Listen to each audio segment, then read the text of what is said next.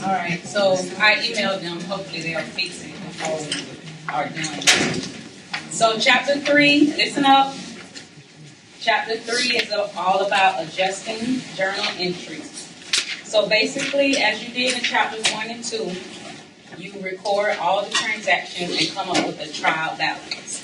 But sometimes those balances on the trial balance are not correct because transactions have occurred that haven't been recorded. Okay?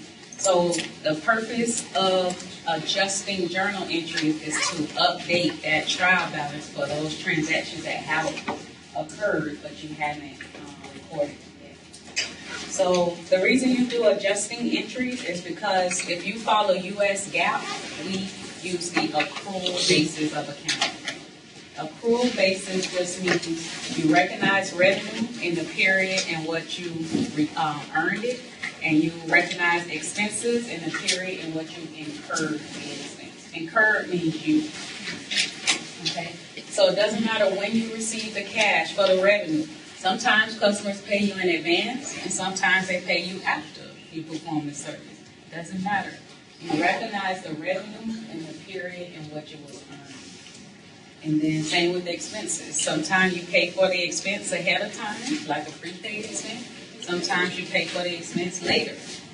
You record the expense in the period in which it was incurred. Okay, that's the accrual basis. Now, some companies that don't follow GAAP use the cash basis. The cash basis just says I recognize revenue when I receive the cash, and I recognize expenses when I pay the cash. A lot of times, a cash basis financial statement will not accurately reflect what's going on in the business. For example, if you, let's say you perform a service for a customer, but they're not going to pay you until next month. So the cash, on the cash basis, the cash will be recorded next month. That's revenue. But this month, you had to pay your employee's salary, you had to pay rent, electricity, all types of expenses. So since you paid the expenses this month, you will see all the expenses. So you have no revenue this month with all these expenses. It looks like you're losing money. Then the next month, when you receive the cash from the customer, you'll have a lot of revenue, but you won't have any expenses because all the expenses were recorded last month when you paid. So cash basis tends not to give you a good idea about what's really going on with the business. The only time a cash basis really works is if you're a business where, you know, it's mostly cash in, cash out. Like, let's say a vendor on the street where he's selling like hot dogs or something like that. He's earning revenue at the same time, and he's usually buying the hot dog maybe a day or two in advance. So most everything will be in the right period. Or say maybe a movie theater. Most people, they earn revenue that day. They can pay by their expenses maybe a day or two, maybe a week ahead of time. But for the most cases, accrual basis will provide a better measurement of revenue and expenses. And that's what the big companies have. Yes. If you follow U.S. GAAP, you have to use accrual basis. So majority of the larger companies in the U.S., especially if they are publicly traded, meaning their stock is sold on one of the stock exchanges, they have to use accrual basis. Even if you are a private company, you may still have to use accrual basis because let's say you get a loan from the bank. That bank might require you to use accrual basis financials. So most companies, that's why they use accrual basis. Okay? So we have to do 4 types of adjustments to help us get our financial statements in the accrual basis format. And these are summarized on page 105.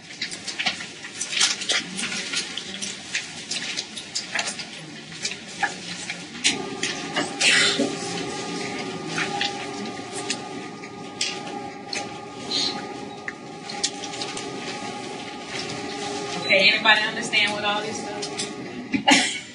Okay, that's managerial accounting. So you got a couple of semesters before you get. So let's just worry about our chapter 3 for now. And I'll just use this side so I don't have to brace the whole thing. All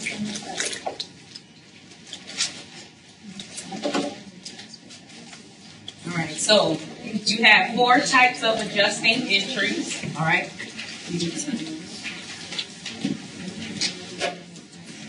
So we did a chart that looks something like this. Debit, credit, and yeah. We did description, but I don't have enough room, so I'm just going to put it. It's not good? Okay. Yeah, none of them really seem like they work that well. Okay, so you had your adjusting entry. Then you had, I told you what to debit, and then what to credit, and then what amount is going to be debited and credited. So the first type of adjusting entry was prepaid expense. Okay? Prepaid expense. Prepaid is just an expense you paid for before you used it. You paid for it before you used it. So some examples would be rent, insurance, supplies, your buildings, machinery, equipment. All of those are considered prepaid expenses because you pay for them before you use them. Okay? So whenever you have to do the adjustment is done after you use it. So the adjusting entry will always be a debit to an expense account and a credit to an asset account for the amount you have used. Example, supplies. You bought $500 worth of supplies. You did a count and you only have 100 left. So how much have you used? 400. Yeah, I used $400 worth of supplies. So supplies is a prepaid. I paid for them before I used them. So I would debit supplies expense and credit the asset supplies for the amount I used, 400. Same with insurance. You pay for a 12-month insurance policy ahead of time. Let's say it was $2,400. Now, half a year has passed, so half of that policy is used up. So I would debit insurance expense, credit the asset, prepaid insurance for the amount I've used, $1,200, half of the policy. So that's how all of the prepaid expense entries work. The only one that's a little different is for depreciation. Now, whenever you have a long life asset, meaning an asset with long life, the way we reduce the value of that asset is through a process called depreciation. Think about it like this. I bought this piece of machinery. It's going to help me generate revenue for 5 years. So under the accrual basis, since you're going to have revenue from that machine for 5 years, you should have expense for that machine for 5 years to match the revenues that you earned with the expenses it took to earn the revenue. You couldn't earn that revenue if you didn't have the machine. So I buy the machine today for $20,000. I have to spread that $20,000 over the 5 years that I'm going to use the machine. That process is called depreciation. So depreciation is just a process of allocating the cost of the asset over the periods in which the asset is being used. So you only do depreciation on assets with a long life, like buildings, machinery, equipment, vehicles, computers, furniture, those type of assets. So when you buy the asset, you make some type of estimate about how long you're going to be able to use it. If it's a building, maybe it's 30 years. But if it's a computer, maybe it's only 3 years. If it's furniture, maybe it's 5, 7 years. You, as the accountant, will make some type of estimate. Then you will take the cost of that asset, subtract what we call the salvage value. The salvage value is what you expect the asset to be worth at the end of its life. So you take the cost of the asset, subtract the salvage value, and you divide that total by the useful life, or the number of years you expect to use that asset. How do you come up with a salvage value? That's just your opinion? Yes. It's just an estimate of what you think. Would, like, the Kelly Blue Book be considered salvage value? It could be. You could use that as an estimate. Whatever you feel as a company is reasonable. So maybe you had that type of asset before and you used it for 5 years and then you were able to sell it. What were you able to sell it for? That might be the salvage value. So whatever is a reasonable estimate. Okay? So take the cost minus the salvage value, whatever that total is, divided by the useful life. The useful life is the number of years you plan on using the asset. And that gives you the depreciation expense per year. Now, it depends on the problem, because some problems will ask you for depreciation per year, and some might ask you per month. So if it asks for months, then you divide by the number of months. If it asks for years, you divide by years. For instance, 5 years, that's 60 months. So if the problem asks for months, I would divide by 60. If the problem asks for years, I divide by 5. Okay. Dividing by months gives you the monthly depreciation. Dividing by years gives you the yearly depreciation.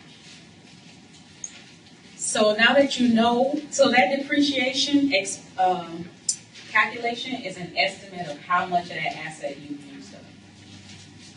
So I would debit expense, credit the asset for that estimate of what I have used.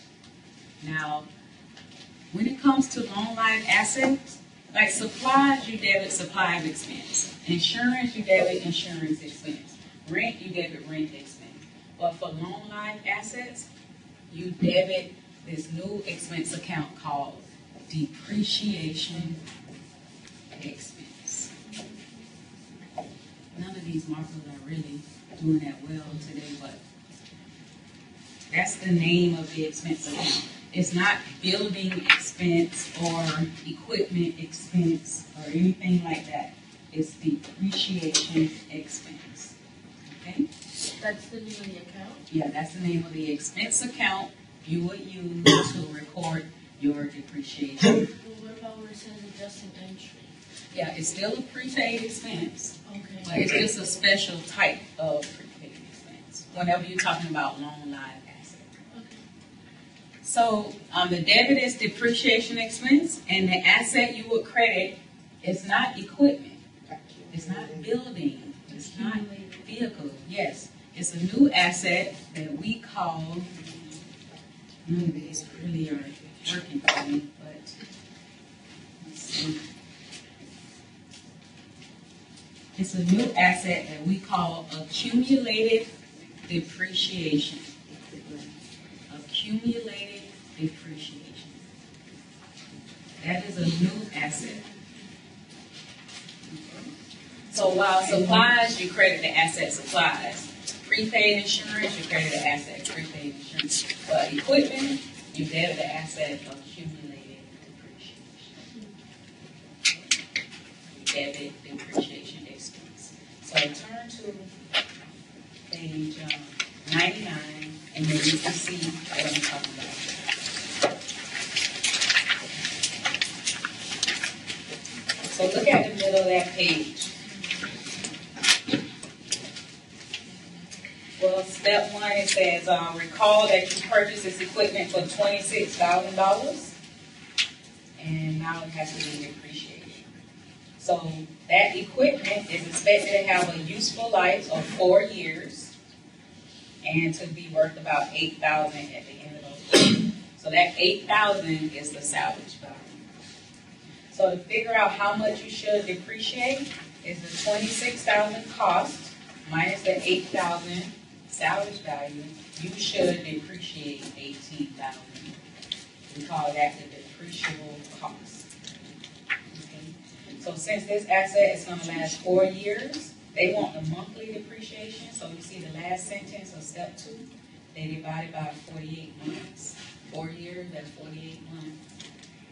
So that gives you $375 per month. That's your estimate. How did they get the 8,000 again? 8,000 is just your estimate of the salvage value. So maybe they did some research about this type of equipment. What is it usually worth at the end of 4 years, etc. There's no, you would never have to come up with that. It will be given because it's up to that person's judgment what they think is going to be worth at the end of those 4 years. Why, when they do their financial reports, they have to do the depreciation value? Because think about it like this. I bought this piece of equipment for $26,000. When I bought it, listen up. When I bought it, I debited the asset equipment, credit cash. So on my balance sheet, I show this asset worth $26,000. 2 years has passed. That asset is not worth $26,000 anymore, but it's still sitting on your book for $26,000. So your records are not accurate. So the reason you record the depreciation is to reduce the value down to what you think the asset is still worth at this time. It's not really the market value, it's more of what we call the book value. What is it worth on your books? How much usage do you have remaining in that piece of equipment? What happens if you're wrong on the value that you're assuming it to be? Well, most companies, when they write the financial statements, they also put a bunch of notes behind it. And one of those notes always says, some of these figures are based on estimates. So it does give the reader, it does put them on notice that we may not be 100% accurate. We just did our best estimate at the time. Okay. So that's a good question. So look at what they did. Oh, yeah. Like in the paragraph right there on page 99 in depreciation, and it says that all planned assets with the general exception of land eventually wear out or decline in usefulness. So like, say you purchase the land for $20,000, the land doesn't have a depreciation value, right? So it just stays the same on the books. Land always stays the same. Land doesn't depreciate.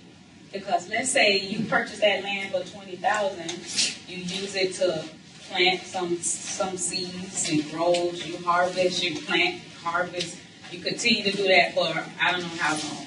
Then you say, okay, well the land's not producing for me anymore. I'm going to put a building on. There's always something you can do with the land. So land is never depreciated like the others. So that's a good question. Okay. Now sometimes anything it increases in value, but we never put increases in value on our books for plant assets. If you remember from chapter 1, we always report assets at cost. And if you never adjust them up for increases in market value, you keep it at cost. Okay? There's just a couple of exceptions to that rule, but you won't get into that until accounting 2. But for now, we never adjust anything up or down. You will adjust it down if you see that it's a permanent decline in the value of the asset. That's just the right thing to do, but we're not worrying about that kind of thing right now. Just leave everything on your books at cost. Okay. So look what they did in the green box.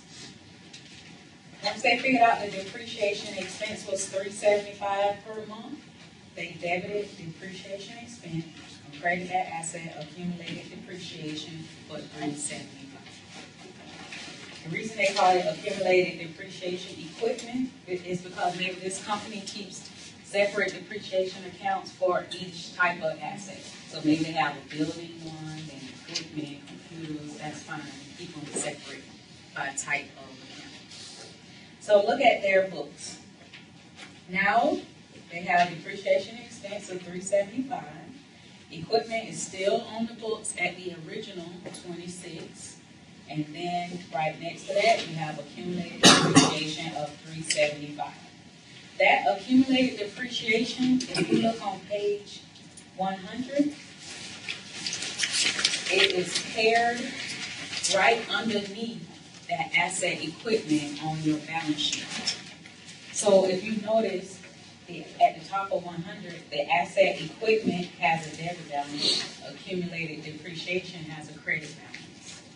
And you notice they did $375 every month, so by February, accumulated was $1125.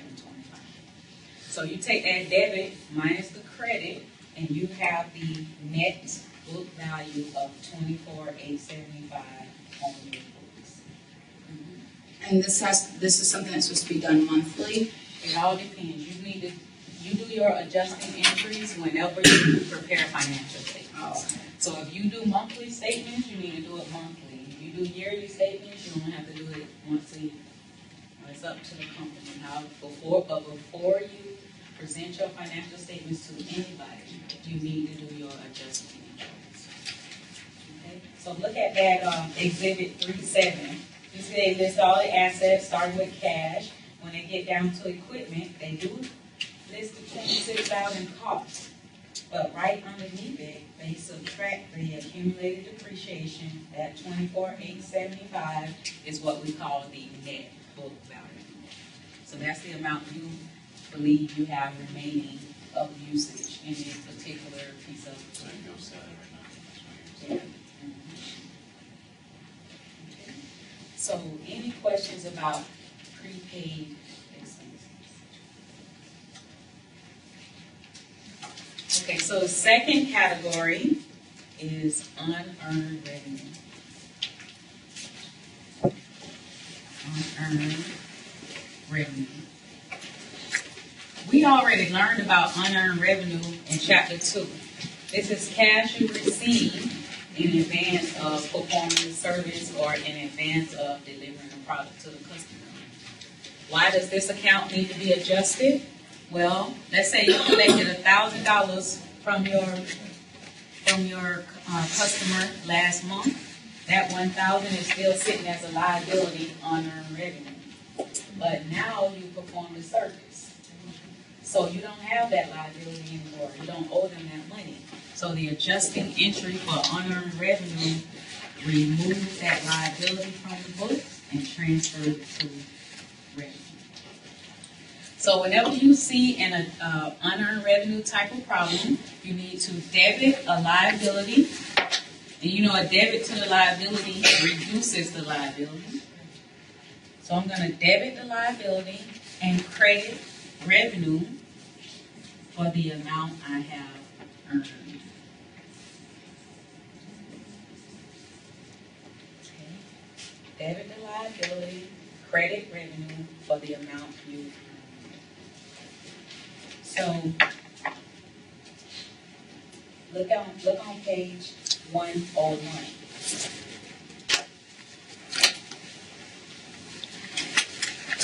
At the top, at the bottom of 100, it tells you the scenario.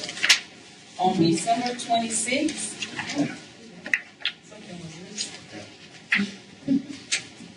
Thank you. So on December 26th, the client paid a 60-day fee in advance, covering the period December 27th to February 24th. The entry to record the cash in advance was at the top of 101. They debit cash, credit unearned revenue for the entire $3,000. You already know how to do that. Here's where the adjustment comes in. Now it's December 31st. You have to do your financial statements. So when you're doing your financial statements, you have to adjust any amounts that are not accurate. So one amount that's not accurate is this unearned revenue for $3,000, because you did some of the work, so you don't owe them the whole $3,000. Okay, so we need to do an adjusting entry to record the amount we earned. So this is $3,000 for 60 days. So what they did was, you take the $3,000 divided by the 60 days. You get $50 per day. And, 5 days they worked, because they said they started the job December 27th. So 27, 28, 29, 30, 31. You get 5 days worth of work, so you get to record 5 days worth of revenue. So that's why I say you debit the liability and credit revenue for the amount you have earned. You have to do each day the revenue you earn, or the revenue you earn for the week Either for that job. Yeah, whatever you earn for that job. Oh, okay, but you don't have to do it like a daily. You can calculate it daily, but you just do one entry at the end of the month for the total you earn that month. So let me pull it up here now since.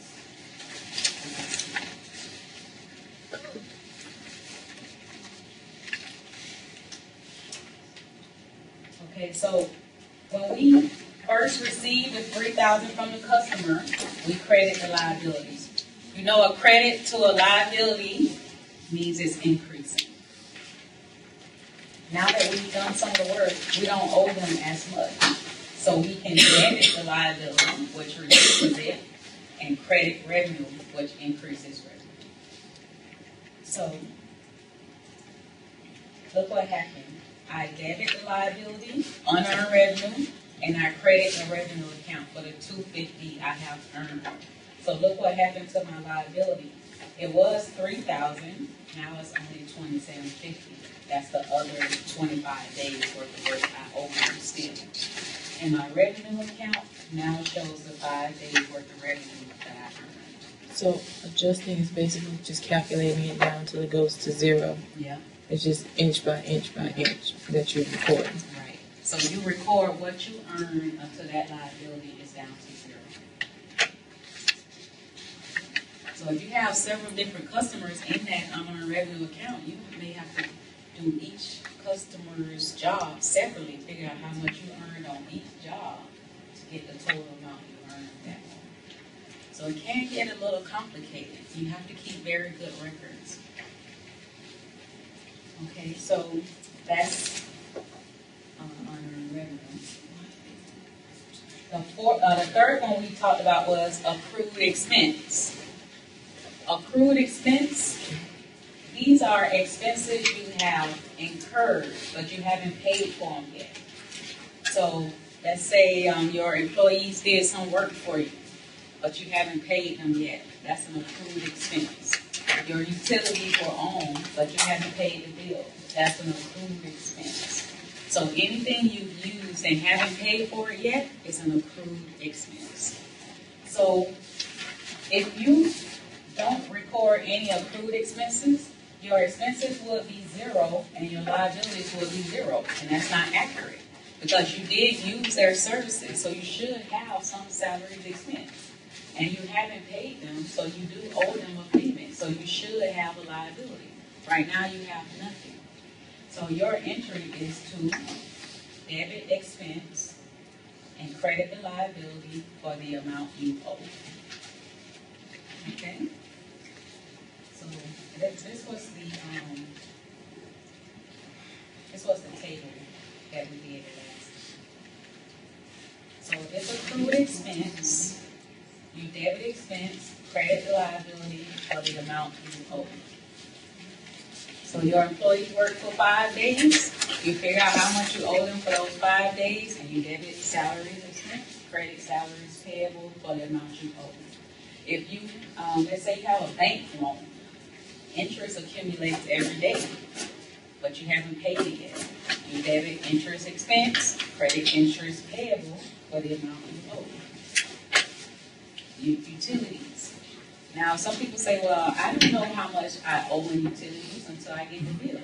But you get a bill every month, so you have some kind of idea of what it's going to be.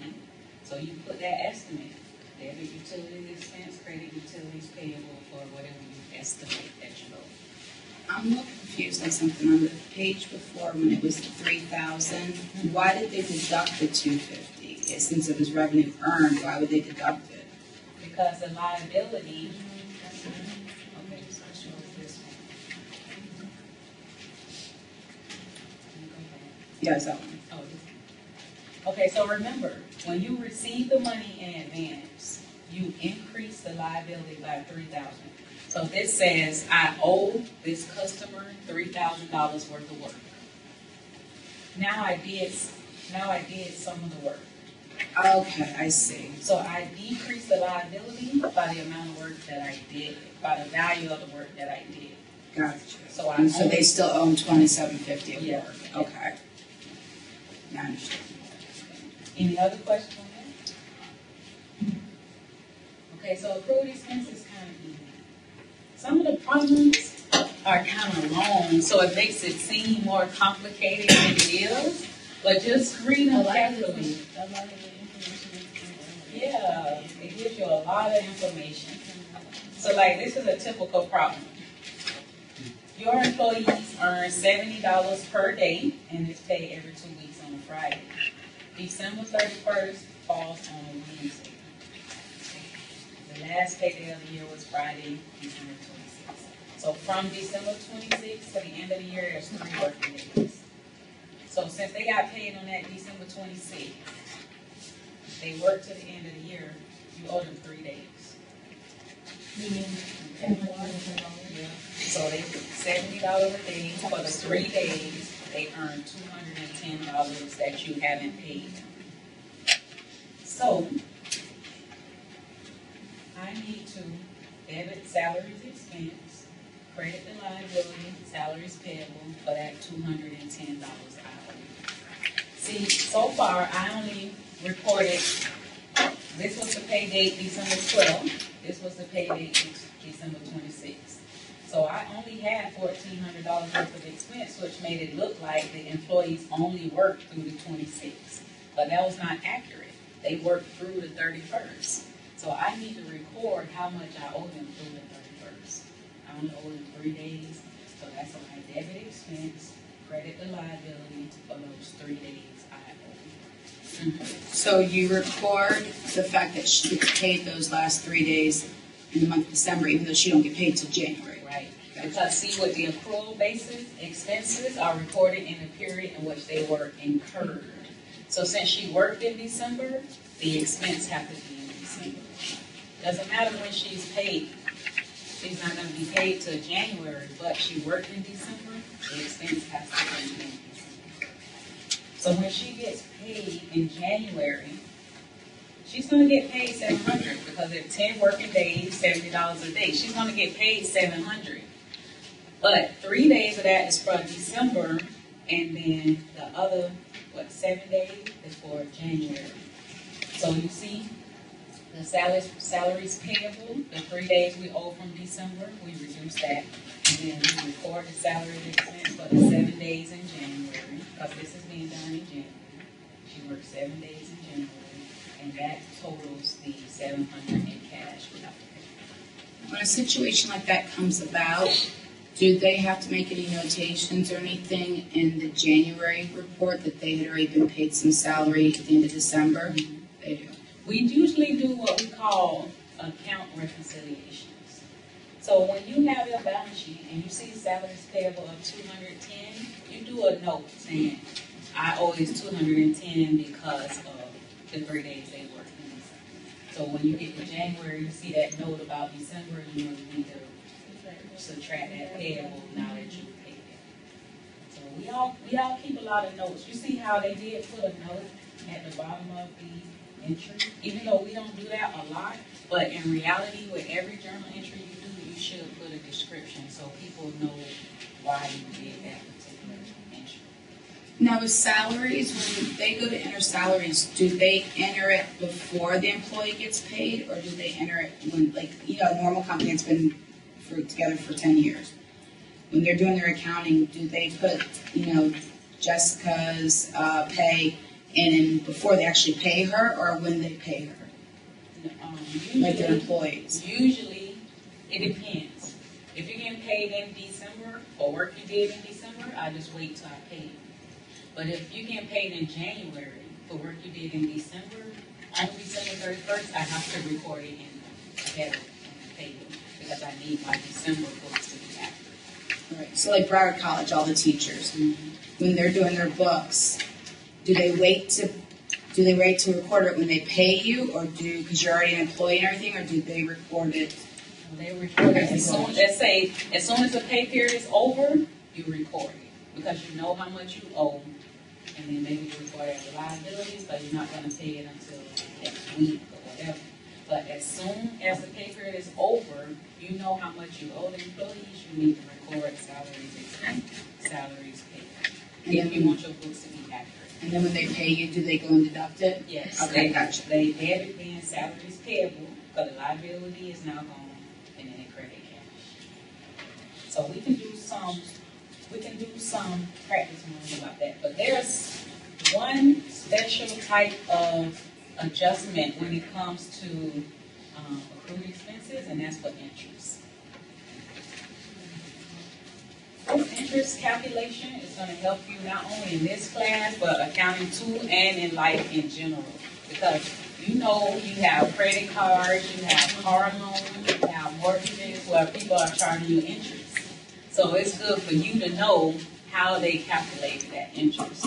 So this is the scenario. You borrowed $6,000 from the bank on December 1st.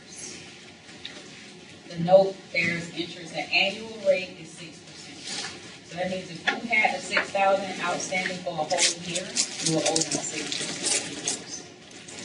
And you're going to repay that 1 year from now. So how much interest is due as of December 31st? Yeah. You always pay attention to the date that the transaction happened to the date now you're doing the entry. I'm not doing the entry for the whole year. I'm only at December 31st. So from December 1st to December 31st, 30 days have passed. Okay, 31st minus the 1st, that's 30 days. So you owe 30 days worth of interest. How do you calculate that? Well, here's the formula to calculate interest. Very important formula. You take the amount you owe, the principal, multiplied by the annual interest rate, and then you multiply that by the amount of time that has passed in terms of a year. So the time is always in a fraction of a year. So how many days have passed? Isn't it usually 65? No, that's a good point. When it comes to interest, most banks use 360 as a year instead of 365. Can you repeat that sentence? Amount you owe multiplied by The annual interest rate times the amount of time that has passed. And the time has to be in fraction of a year. So how much time has passed? 30 days out of 360. If it was monthly, let's say 2 months, you would do 2 months over 12. 2 months out of 12 have passed. If it was 60 days, then you do 60 over 360. So if the problem is talking in days, you divide by 360. If it's talking in months, then you divide by 12. Okay. The point, yeah. You turn the percent into a decimal? Yes. Yeah. So like if you had to do this in a calculator, you'll do 6,000 times 0.06 times 30 divided by 360. If they do 360 for the year, aren't they losing 4 days? Well, actually, they're gaining because you divide by a smaller number, each person gets more, right? Right. If I would divide by a bigger number, you get less. So that's why they divide by 360. They end up getting more interest. Mm-hmm. So think about it like this. I have a pie. I divide it by 8. Everybody gets a small piece. If I divide it by 2, everybody gets a lot bigger piece. So if I divide the interest calculation by 360, I'm getting more interest than if I divide it by 365. Smaller number dividing it by, more the result. Okay? So that's what. They say it's to make the calculation easier, but in my opinion, it's because they get more interest by dividing by 360 instead of 560. Mm-hmm. So just do it on the calculator. 6,000 times 0.06. But if you have a 6%, you do a 6%. But some people's calculators don't have a percent. So you do 0.06 times 30 divided by 360. So for those 30 days, you owe $30 worth of interest. So you debit interest expense, credit or liability for those 30 days worth of interest.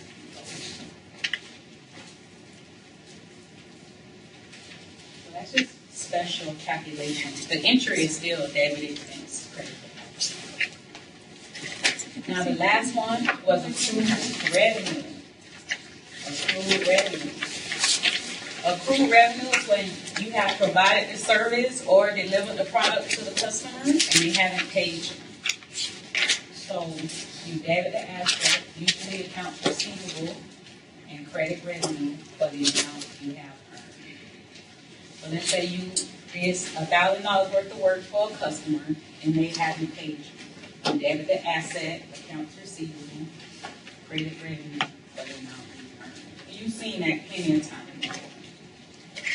So those are the 4 adjustments. It's summarized also on page 105, but this is a summary I asked you to write down the last time. Hopefully you did. So the problems in chapter 3 are not hard, but this is the chapter that people have the most trouble with. And it's because they have trouble reading a transaction and identifying which one of the 4 they're talking about. Because if you know which one of the 4 we're talking about, you know what the entry is. I'm telling you. Debit expense, credit asset. Debit the liability, credit revenue. It's just reading the problem and identifying which one of the 4 we're talking about. So when you start to study for this test, you want to memorize this. When you get in the test, write it down on your test. That way you dump it immediately. So when you see a problem, you know exactly what you need to do in every case. Memorize that whole chart, exactly that. So let's do some problems just to practice this.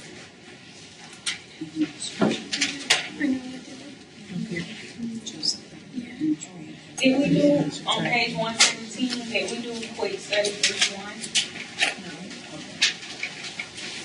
So this will get you in the habit of identifying which one of the adjustments we're talking about.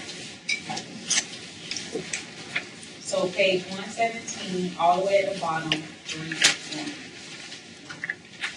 Jessica, flip up one of those slides. It's kind of dark. Anyone?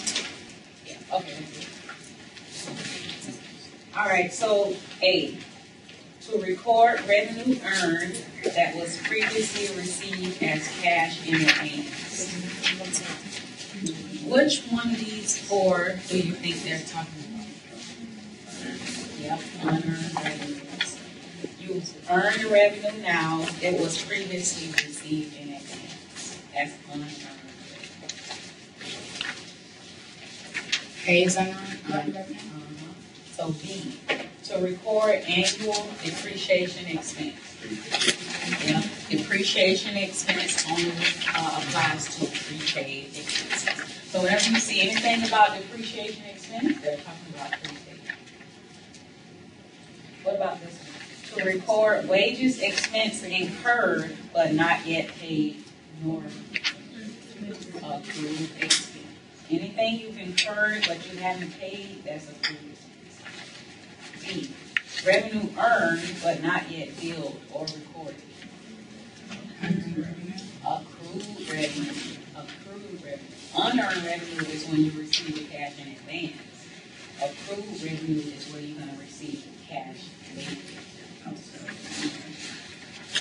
And then the last one, to record the expiration of prepaid insurance. Yes, that's obviously prepaid expense. So we're going to go through each one of these.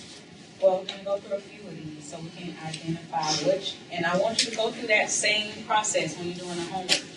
Which one of the 4 we're talking about. You know that. You know what the entry is. You have it right here. So let's go to the next page, 118. We're going to do the first one.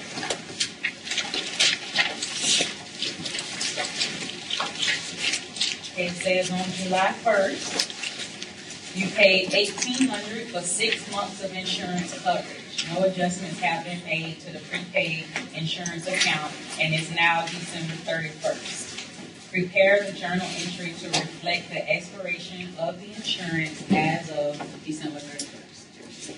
So,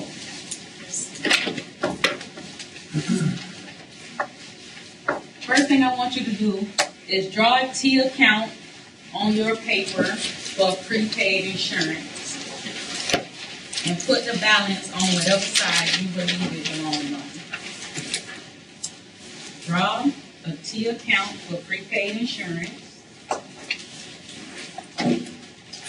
And that payment that they made, put it on whatever side you believe it belongs on.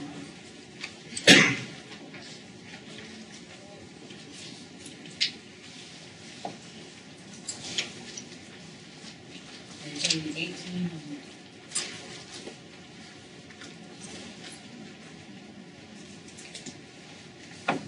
So when they made the payment, what side did they put the $1,800 on? That's right.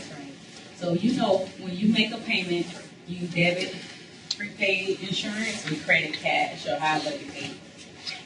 Now it's December 31st. That was for 6 months of insurance. How many months have passed? Yeah, 6. Because you have to count the entire month of July since it started on July 1st. That's why people make a mistake. This starts in July, they'll start counting from August. No, you have to start from July because it started July 1st. So July, August, September, all of that's 6 months through the 31st. So all the insurance has expired. But we still have $1,800 sitting on our books as an asset. That's not accurate. How much prepaid insurance do we have left? None. So we need to get rid of this balance. How would we get rid of it? Yep, I'm going to credit, and that will get rid of the balance. And what will we debit? Based on what we said here, what should we debit?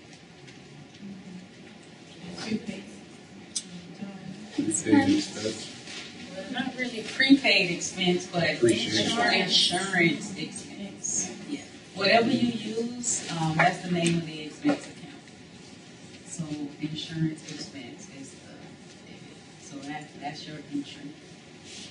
So you see how once you identify that you're talking about a prepaid, you debit expense and credit the asset for the amount you used.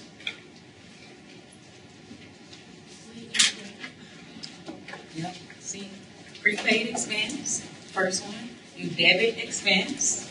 So that's why I debited insurance expense and I credit the asset, prepaid insurance for the amount that was used up.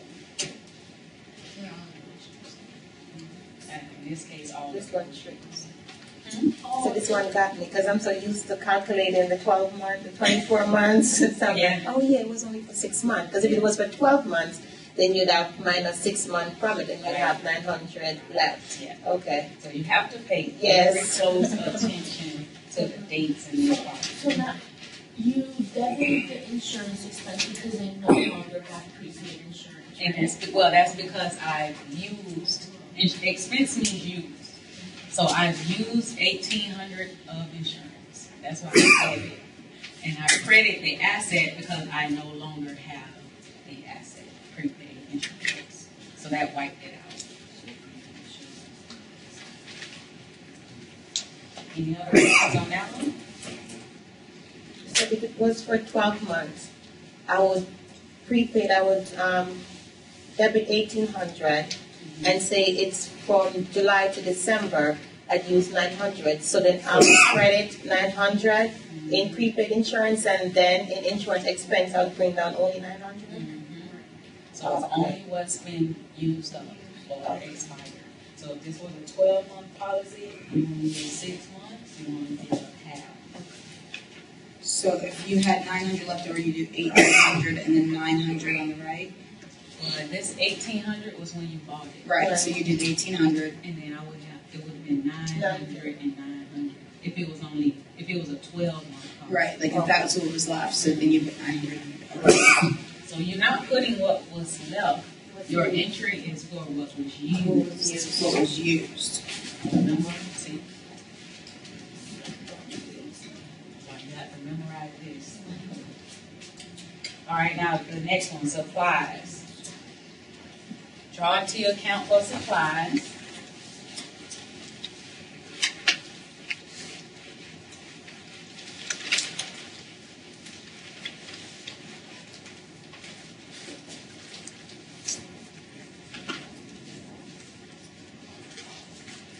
then it says, we started January 1st with a $1,000 balance in supplies.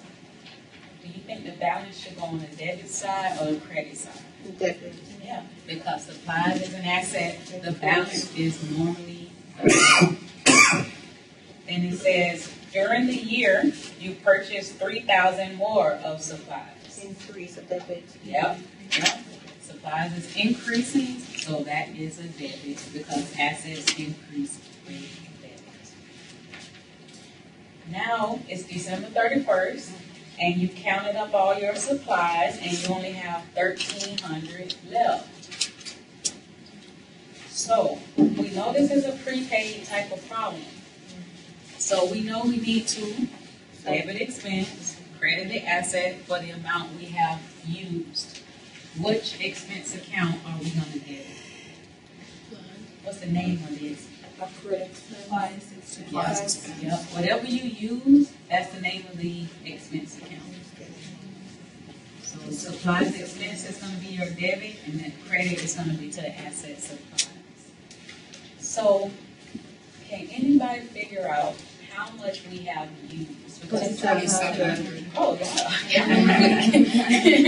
Yeah, because you have $4,000 worth of supplies, and you only have 1,300 left.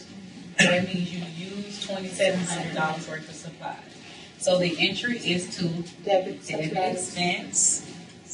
expense, and credit the asset for the amount you used. So we have used $2,700.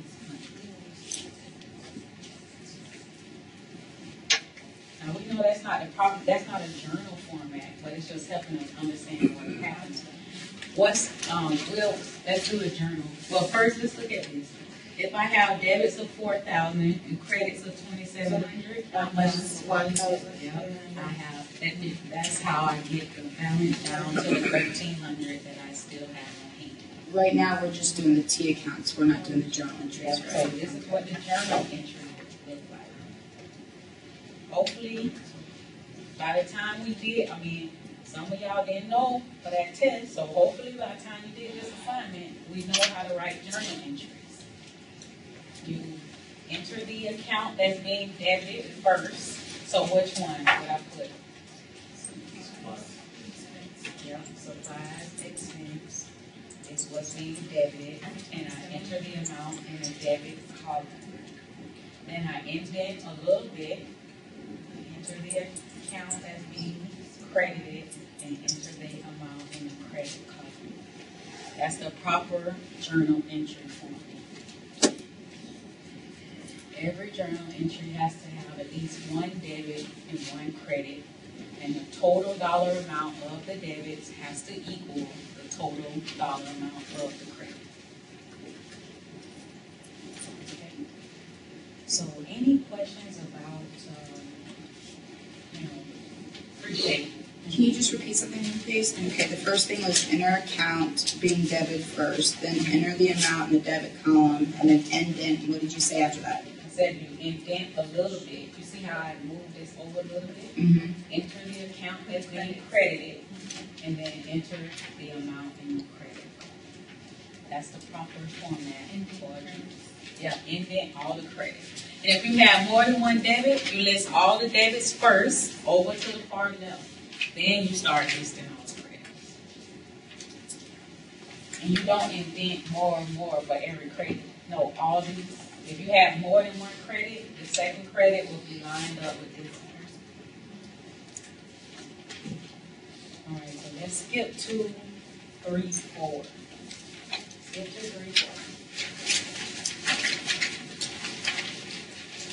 You received $20,000 cash in advance for 4 months of legal services on October 1st, and you recorded it by debiting cash and credit unearned revenue for $20,000.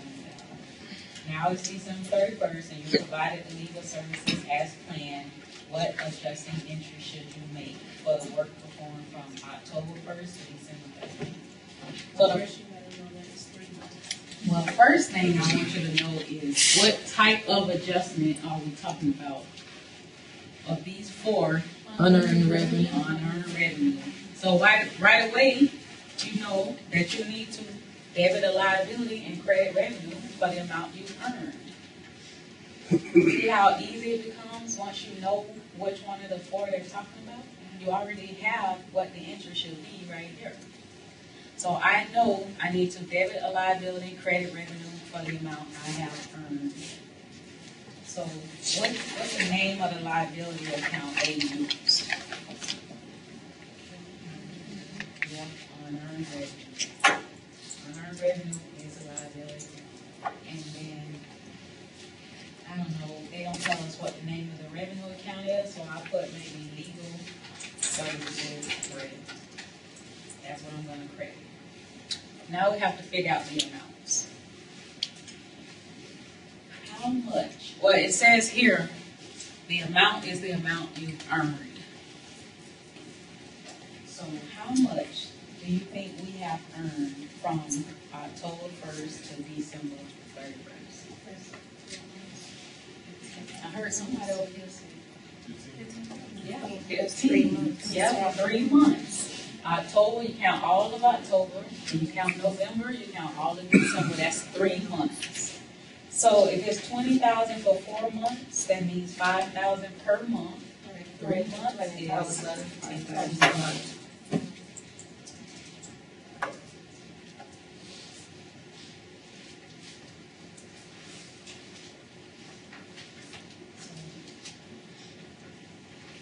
Any questions about that? This is the same formula with this. You divide them, get 1 month, you divide 4 into 20 times the amount of month they work. That's it, 15. Okay, go to 3.5. We'll skip 3.5. This lady employs one college student. The student works 5 weekdays and is paid on the following Monday. So she adjusts her books monthly.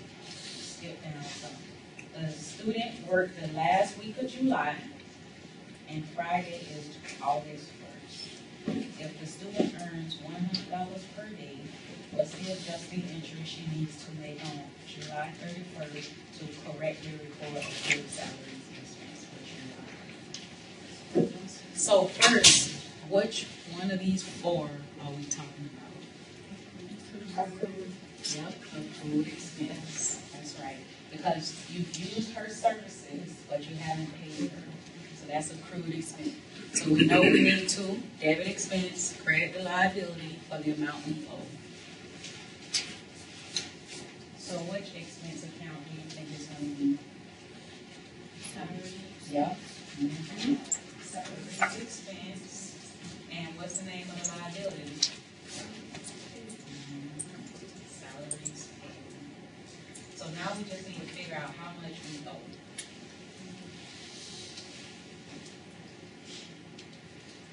How many days do you think we owe for July? The Friday is August 4th. Mm-hmm. So Monday, Tuesday, Wednesday, Thursday, Friday. Friday is August 1st. So that means this was July 31st, the 30th, 29th, 28th. We don't need to go beyond that because we already paid her on this Monday for the previous week.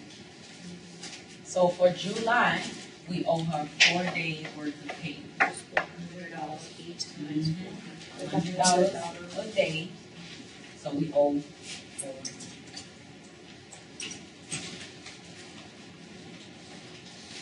So it's not that bad as long as you know this.